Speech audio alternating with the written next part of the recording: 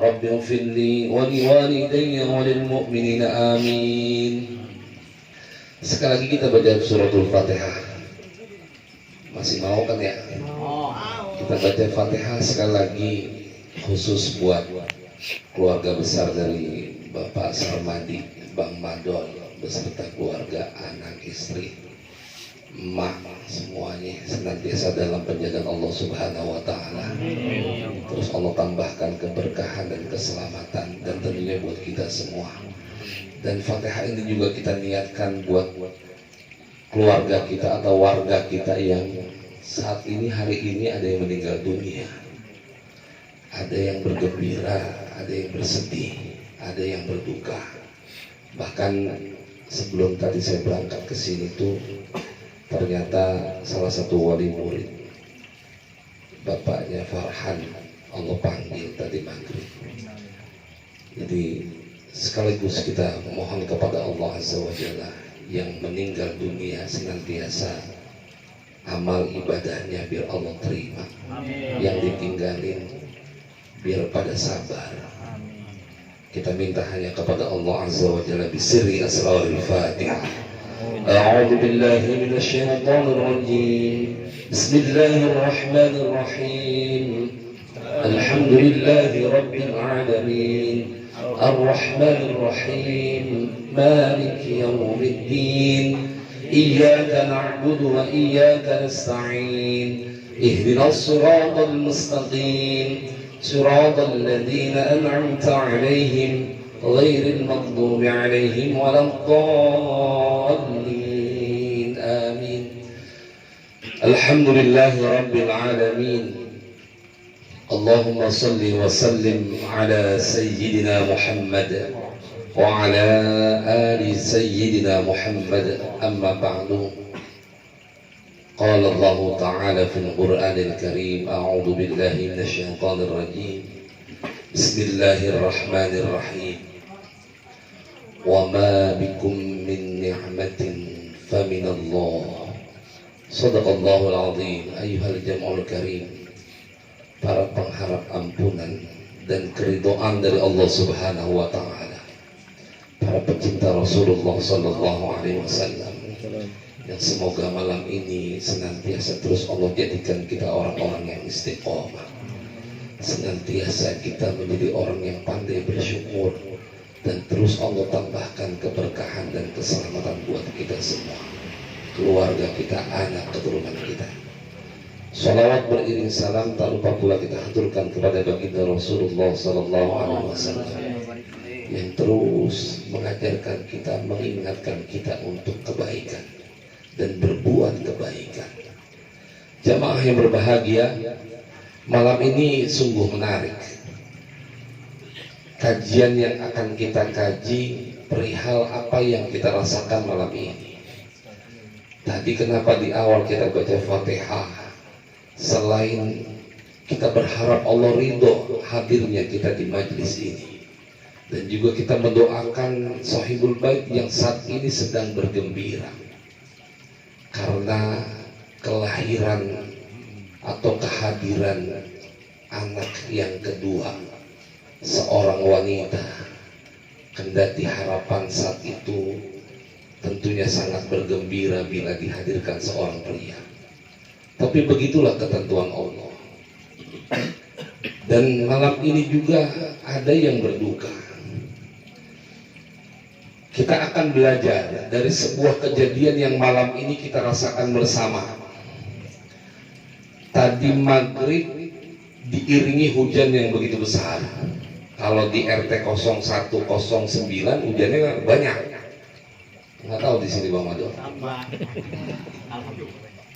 Kira-kira tuan rumah mau ngadain acara maghrib pisan dan lumayan lama, hujannya banyak, apa yang dirasa?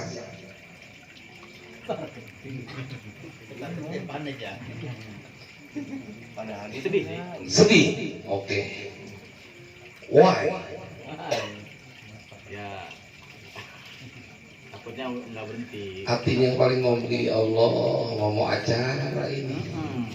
Hujan romannya makin banyak. Kemarin mah nggak hujan. Kemarin nggak hujan. Banyak alhamdulillah. Tapi alhamdulillah.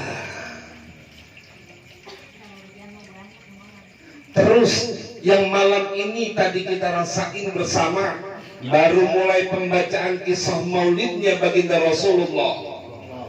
Allah padamkan itu lampu, nggak pakai lama, cuman beberapa detik. Kira-kira hati kita ngomong apa? Alhamdulillah. Ada nggak yang ngomong, waduh, Tuh, ada. Ada nggak yang ngomong, berapa ini kalau lama nih? Ada nggak yang ngomong astagfirullah? Dan terakhir pertanyaannya, ada nggak yang ngomong hatinya alhamdulillah? Ada berat tuh yang terakhir romannya. Kira-kira panik nggak? Terjadi reaksi tidak? Jamaah, padahal baru beberapa detik, nggak pakai 1 menit, mati lampu, bukan karena turun, tetangga juga mati lampunya, tapi secara kecepatan yang kita respon terhadap sebuah kejadian, hati kita gampang kepancing, gelisah, tengok, langsung hidupin HP, nyeter.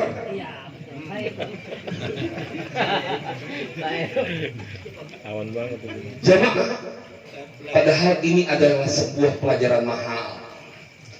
Kenapa matinya lampu cuma beberapa detik, hati langsung gundah, nggak terima kasarnya deh.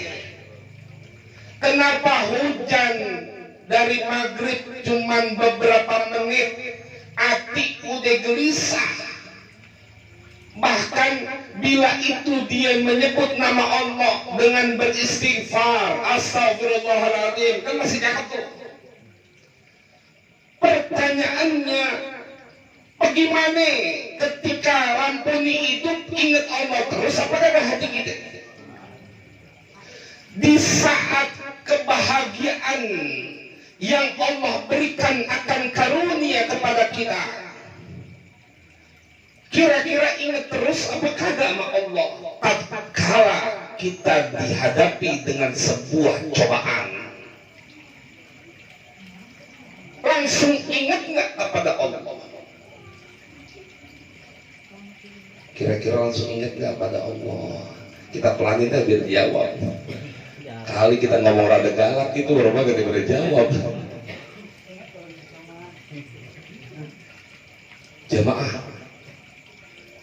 pertanyaan selanjutnya, mana yang lebih utama ketika seseorang sedang dicoba oleh Allah, dia bersabar, dengan orang mendapatkan kenikmatan dari Allah, dia bersyukur?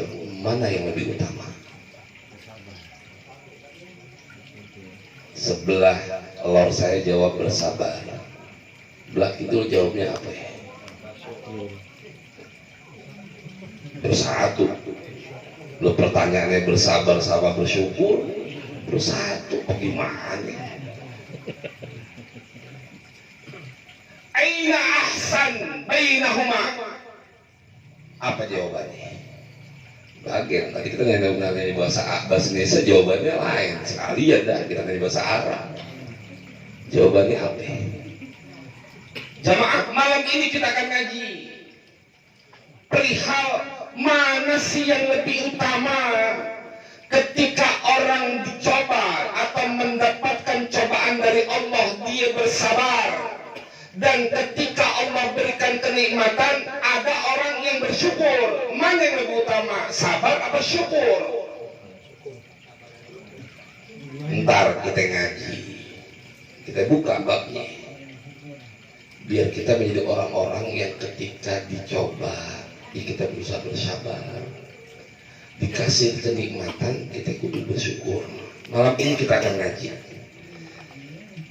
Saya ingin menindaklanjuti apa yang Kemarin Jumat kita dengar dari sang khotib tentang bab rizki.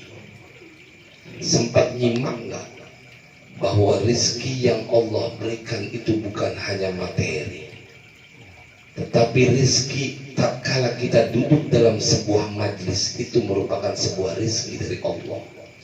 Ketika punya sahabat yang baik yang senantiasa mengingatkan kita akan urusan agama, itu adalah merupakan rizki.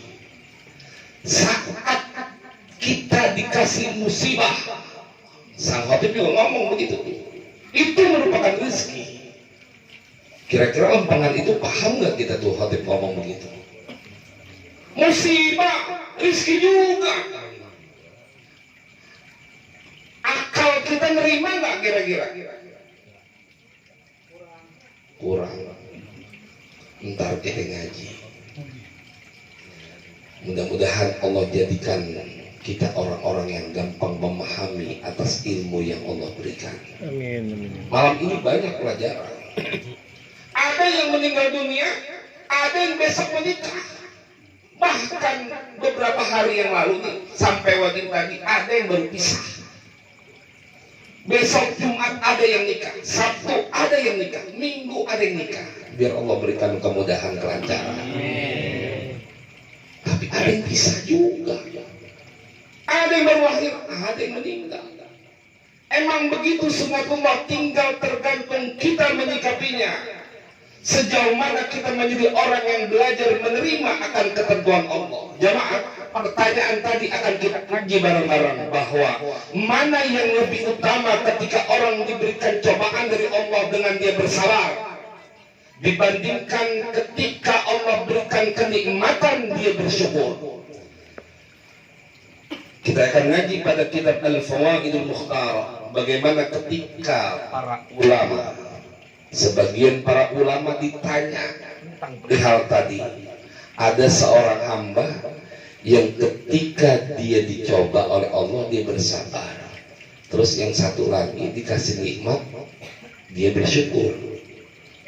Mana yang lebih utama? Faqala. Apa kata sebagian para ulama tentang pertanyaan tadi? Kan tadi yang jawab yang bersabar, ada yang jawab yang bersyukur, ada juga yang jawab bersatu.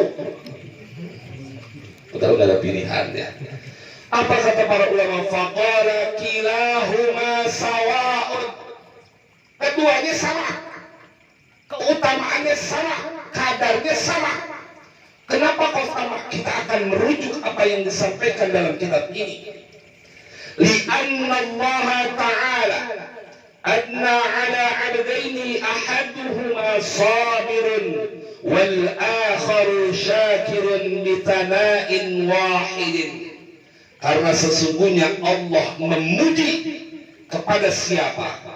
Kepada orang yang ketika dicoba atau diberikan cobaan dia bersabar, dan juga Allah memuji kepada orang yang ketika diberikan kenikmatan dia bersyukur. Allah abadikan dalam Al-Quran.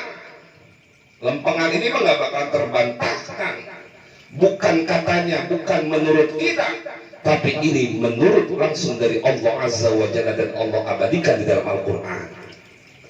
Yang mudah-mudahan karena kita hidup di dunia ini pasti mengalami cobaan dan pasti banyak kenikmatan yang Allah berikan, sehingga kita menjadi orang yang terus ingat saat dicoba oleh Allah kita bersabar, saat dikasih kenikmatan yang begitu banyak kita tetap terus menjadi orang yang pandai bersyukur. Apa kata Allah dalam Al-Quran? Faqala fi wasfi Ayyub alaihi salam. Ini perihal Nabi Ayyub. Ni'mal 'abdu innahu awwabun.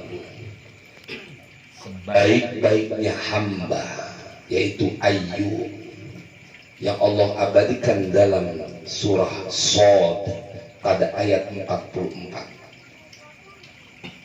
Apa kata Allah? Ni'mal 'abdu innahu awwabun. Sebaik-baiknya hamba adalah Ayyub yang dimaksud ini asbabun nuzulnya.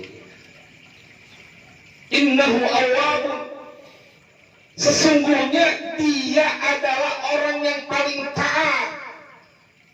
Nabi Ayub yang begitu kaya dulunya, yang begitu hebat dulunya, ketika Allah coba dengan penyakit, anak-anaknya semua meninggal dunia, ditinggal oleh anak-anaknya Nabi Ayub, ditinggal oleh keluarga dan masyarakat pada saat itu. Tidak ada yang berani mendekat, hanya seorang istri yang setia menemaninya. Sampai 18 tahun Allah coba Nabi Ayub, tetapi tidak sia-sia. Tetap Allah memberikan apresiasi dan Allah abadikan, Allah puji Nabi Ayub lantaran kesabarannya dalam menerima cobaan yang Allah berikan. Dan yang termahal yang perlu harus saya garis bawahi adalah innahu awwabun. Sesungguhnya dia, Nabi Ayub adalah orang yang taat kepada Allah. Ini perihal yang Allah abadikan dalam Al-Quran tentang seorang manusia tatkala dicoba oleh Allah, dia tetap bersabar, dia tidak lari dari Allah, tapi dia tetap lari menuju Allah untuk melakukan ketaatan beribadah kepada Allah Azza wa Jalla. Wa qala fi wasfi Sulaiman alaihissalam, bahkan dalam surat yang sama pada ayat yang ke-30 Allah pun berfirman, wa wahabna li Dawud Sulaiman ni'mal 'abdu innahu awwab. Dan telah kami anugerahkan kepada Nabi Dawud, Nabi Sulaiman, ni'mal 'abdu, sebaik-baiknya hamba. Kenapa? Innahu awwabun. Sesungguhnya dia adalah seorang manusia, seorang hamba yang sangat taat kepada Allah. Berapa banyak orang yang kaya tapi tidak taat kepada Allah, maka percuma hidupnya. Senang mungkin cuma sementara di dunia, bahkan belum sampai mati udah sengsara. Ntar kita saksikan sama-sama. Bila ada, mudah-mudahan Allah jauhkan sifat itu. Sama bagaimana ketika seorang hamba yang taat, tatkala seorang anak yang taat kepada kedua orang tuanya, sehebat-hebatnya anak kalau dia nggak taat kepada orang tua, kira-kira tuh anak cakep apa kagak? Kagak, tuh emaknya yang langsung ngomong. Kalau seorang anak kudu taat kepada kedua orang tua, sebaik-baiknya anak adalah anak yang taat kepada kedua orang tua. Sebaik-baiknya istri adalah yang taat kepada suami. Sebaik-baiknya suami adalah yang taat kepada ibunya. Mau itu bini cakep, secakep apapun, kalau kagak taat kepada suami, kira-kira cakep apa kagak? Kagak. Sehebat-hebatnya suami kalau enggak taat kepada ibunya, kira-kira cowok maco apa kagak? Kagak. Tapi yang menarik, kenapa seorang istri kudu taat kepada suami, lempangan suami kudu taat kepada ibunya? Jamaah, sebenarnya ketika seorang suami taat kepada ibunya, maka itu adalah sebuah upaya seorang suami mencetak anak-anaknya akan taat kepada istrinya. Bila seorang manusia taat kepada orang tua, seorang anak taat kepada orang tua, seorang istri taat kepada suami, suami taat kepada ibunya, bagaimana kita selaku manusia kan urut kalau kita pantas taat kepada Allah yang menciptakan kita? Benar kan? Jemaah, jadi ingin saya garis bawahi perihal bila ingin mendapatkan garansi dari Allah, kebahagiaan bahkan gak tanggung-tanggung, Allah langsung puji, Allah berikan apresiasi kepada seorang hamba, padahal diuji oleh Allah, dicoba oleh Allah hidupnya, bahkan belasan tahun, tetap hamba yang putus asa, maka Allah berikan bahwa itu adalah seorang hamba yang sangat taat kepada Allah Azza wa Jalla. Bahkan sebaik-baiknya hamba, Nabi Sulaiman, Nabi Daud, yang begitu banyak karunia dari Allah, Allah berikan apresiasi kepada mereka semua lantaran ketaatan. Jemaah, pesan moral buat kita dan diri saya tentunya, sehebat apapun kita, mau ganteng, mau cakep, kalau nggak taat kepada Allah, maka menjadi percuma.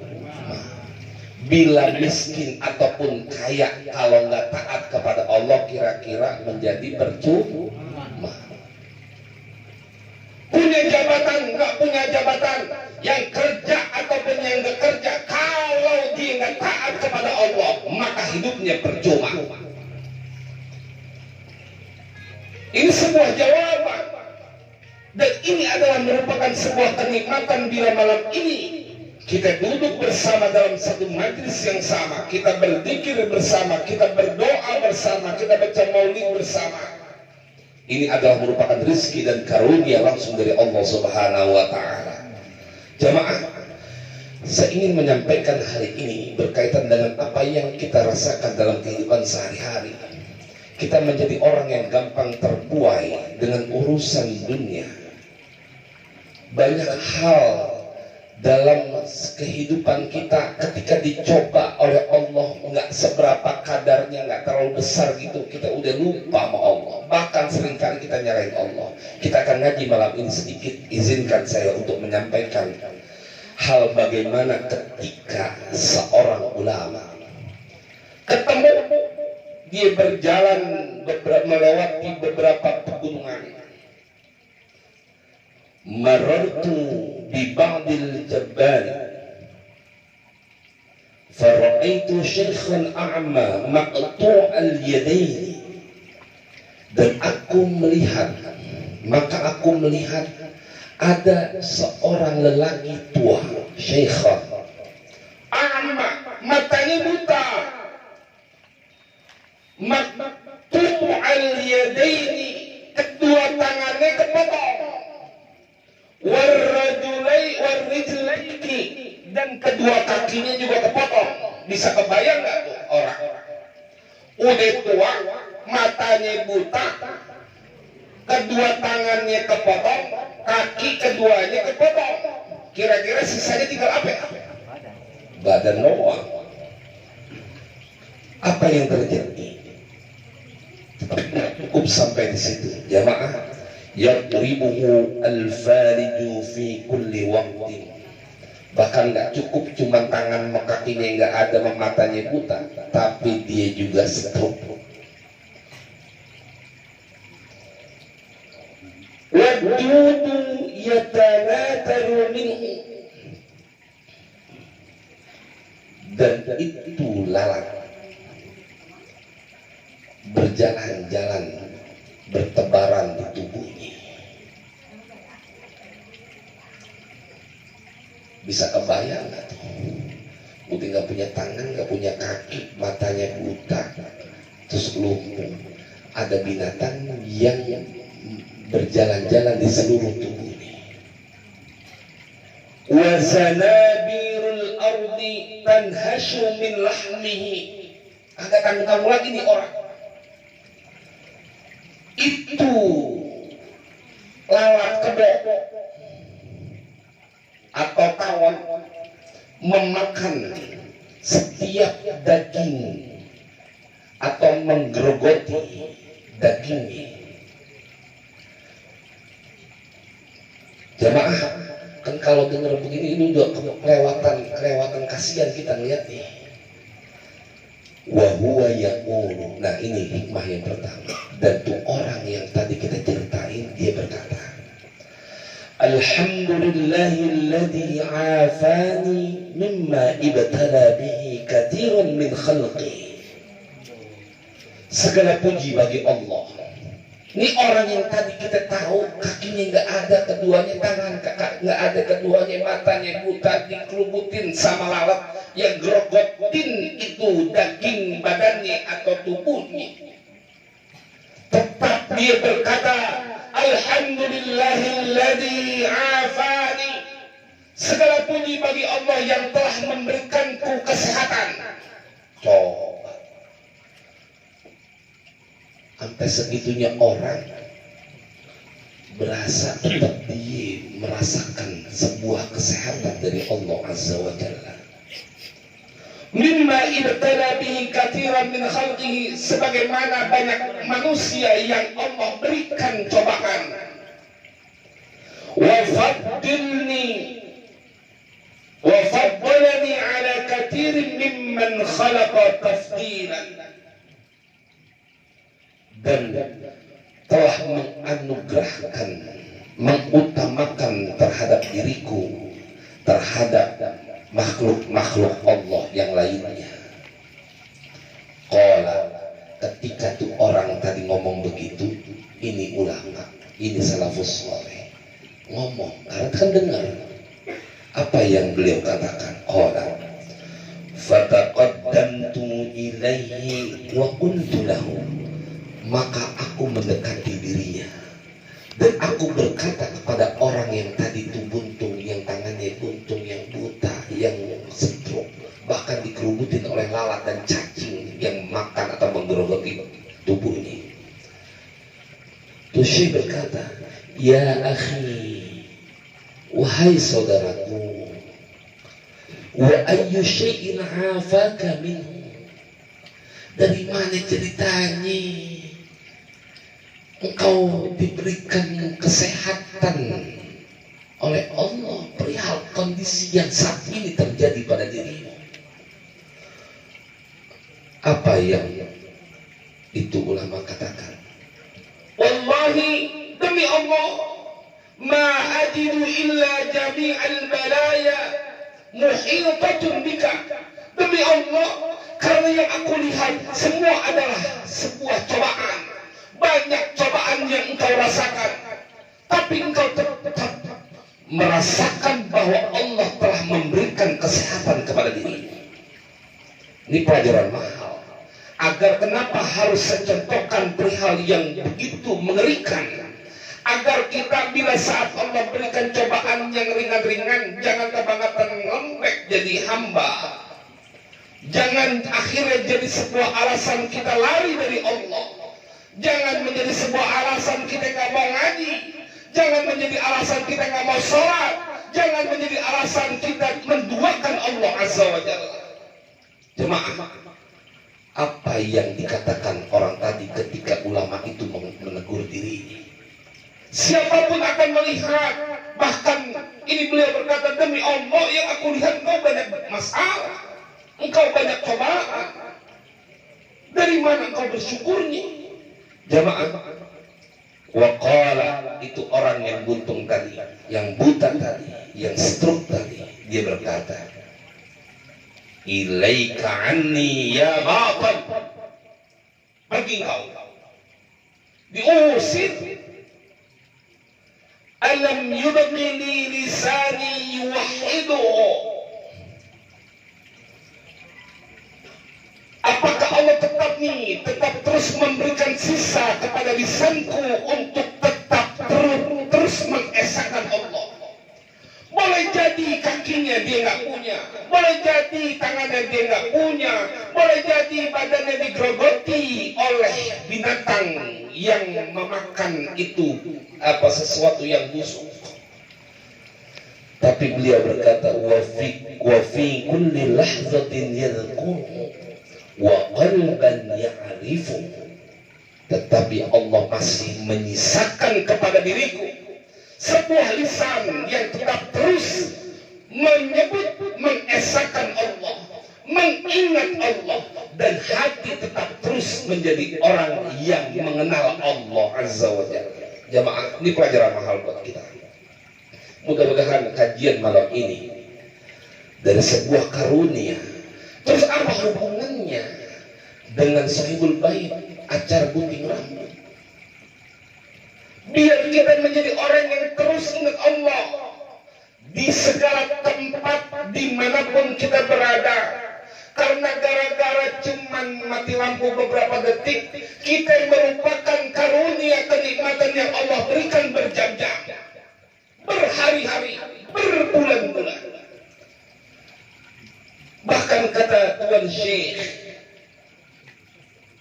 Al-Habib Zain bin Ibrahim bin Smith, beliau berkata, bila engkau ingin merasakan kenikmatan mata, coba pejamkan entaran. Coba pejamkan. Enti di kuburan gelap. Ini kita masih bisa melek. Mati lampu cuma beberapa detik, udah gelisah.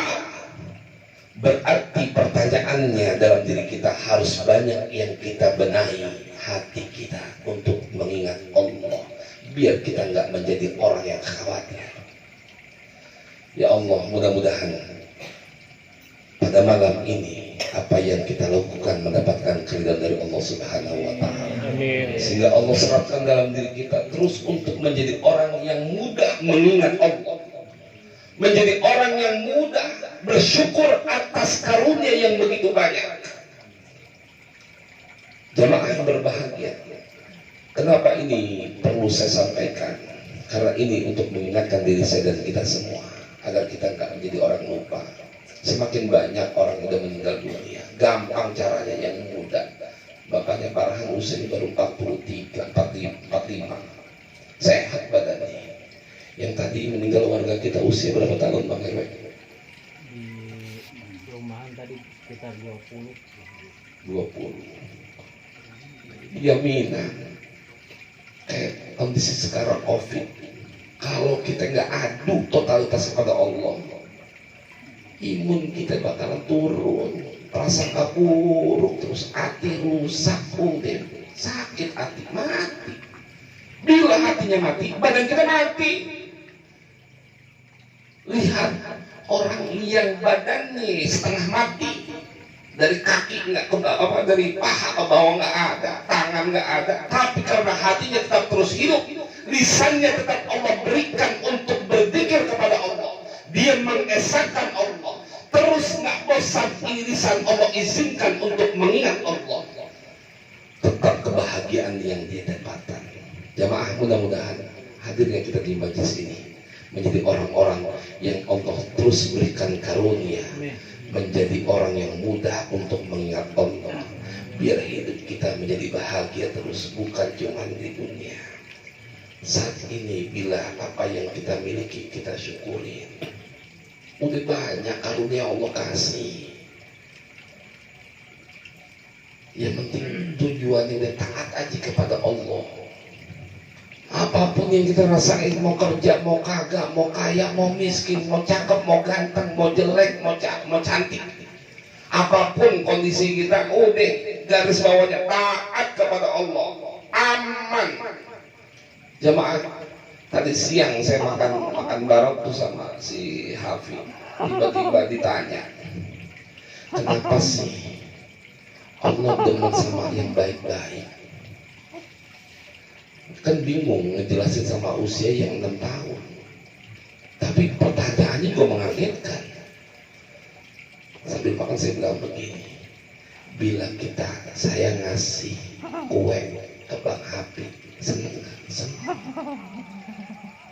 Begitu juga Allah. Oh iya, karena orang yang demen berbuat kebaikan, bukan cuma manusia yang demen, Allah juga demen.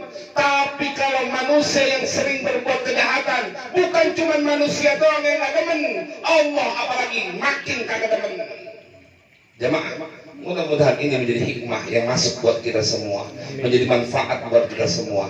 Kita baca Fatihah, kita mohon kepada Allah Azza wa Jalla agar Allah serapkan kepada diri kita untuk kecintaan beribadah, taat kepada Allah Azza wa Jalla, anak keturunan kita, anak yang saleh dan saleh. Al-Fatihah.